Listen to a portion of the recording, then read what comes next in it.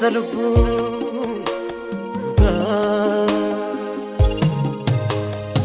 Gadandi kidu Gasin salbu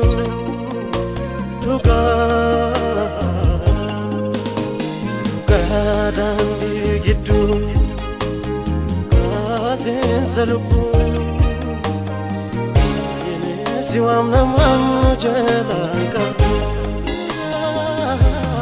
Ebota gaji kambastu Soma moru makana kaku Adabadab kandupatu sinitire Aniftaka simbatu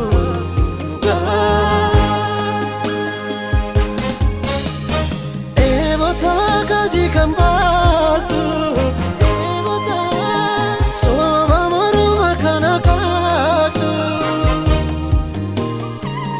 Yesotaf kandupatu sinitire Aniftaka olinkatu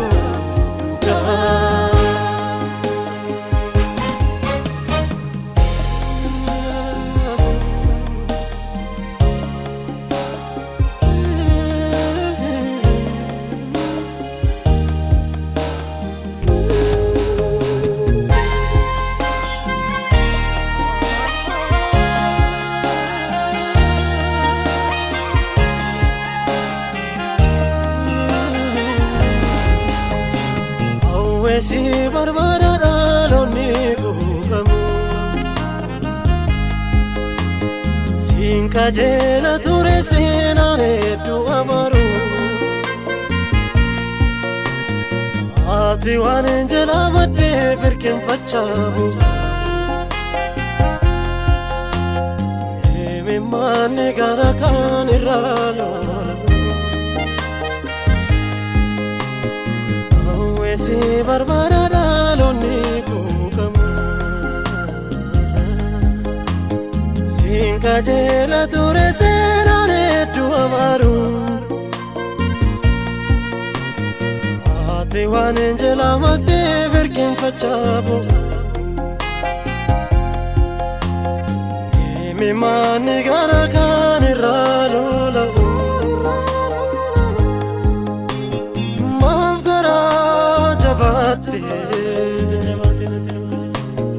Kalmi tolo tayo mujigu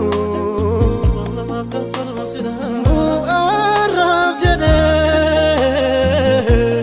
Kabaja sirum bubur manna barbacha kan yu hedura Milam misayro milu Kalmi naga Gadandi gitu Kasin salbu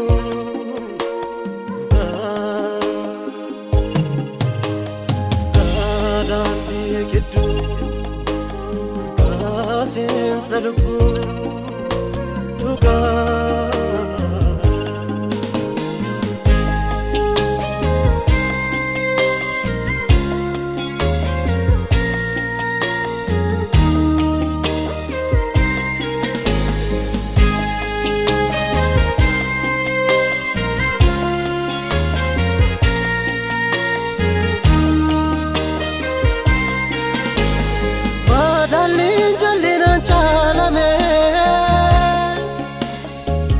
Tota figalin kanin galu Kajelon di mati desani Yagat desani maafemu Madalin jalinan chalame Tota fi mirgi kanin tabu Kajelon di mati desani Yagadde sani maafemu Ijina mandara karalala Kambadan ugalu didani Garan kenya numuga ira Gurra kenya me waga kesisi Dina mandara karalala Kambadan nugaludi dani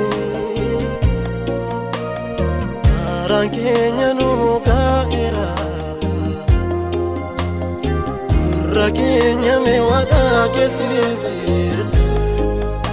Kan madalini kajerchuti karalala Kan jajabina namagutti Kambadan nugaludi dani Kan wallala ni gorsit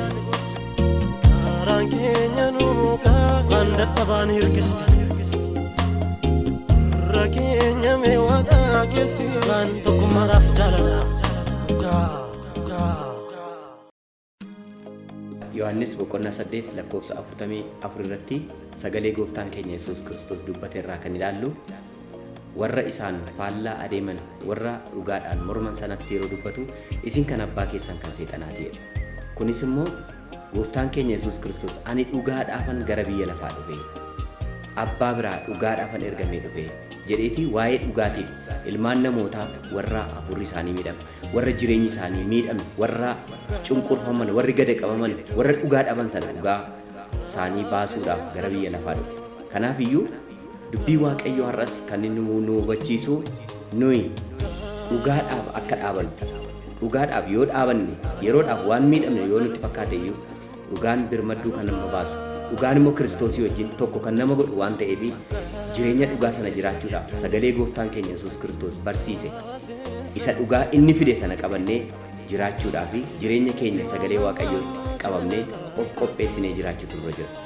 Yeroo akkasittiin jiraannu yeroo dhugaa kana keessa jiraannu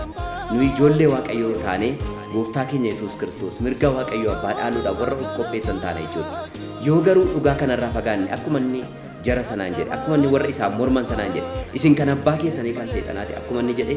warri dhugaarraa fagaatan jireenyi isaanii jireenya badii jireenyi isaanii jireenya Waaqayyoorraa fagaate waan ta'eef jireenya si'oolitti galuuti. Kanaaf iyyuu nuyi har'a dhugaatti qabamnee yoo jiraanne Waaqayyo biratti iddoo guddaa qabna. Biyya lafaa kana keessattis jireenya mo'ichaa jiraachuu dandeenya. Kanaaf dhugaa kanatti qabamnee jiraachuudhaa fi dubbii sagalee Waaqayyoo qabamnee jiraachuutu irra